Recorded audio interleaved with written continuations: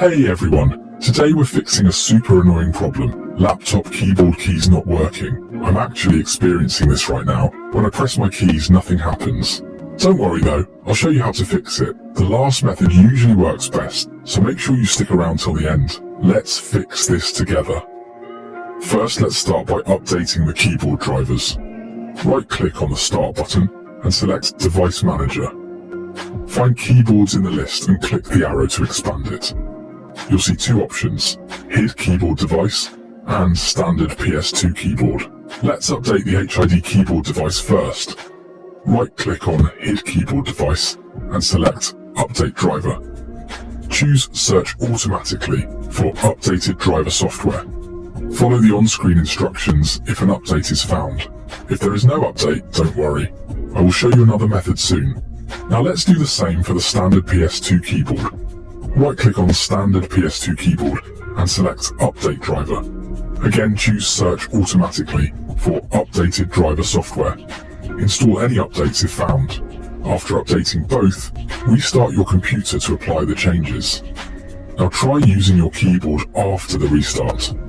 If this method doesn't work, follow this next method, which usually does the trick. First we need the on-screen keyboard to type.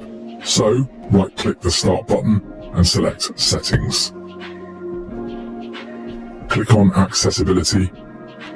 Scroll down to find Keyboard under the Interaction section and click on it. Toggle on the on-screen keyboard option.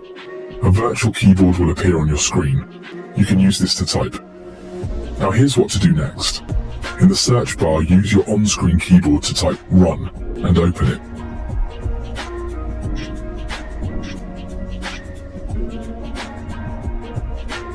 In the Run window, type REGEDIT and click OK.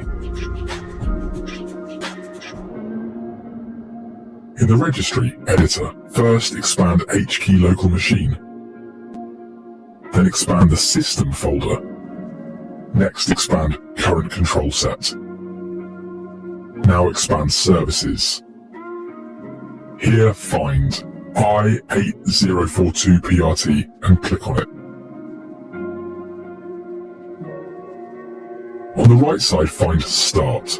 Right-click on Start and select Modify. Here is the main part. Change the value data to 1 and click OK.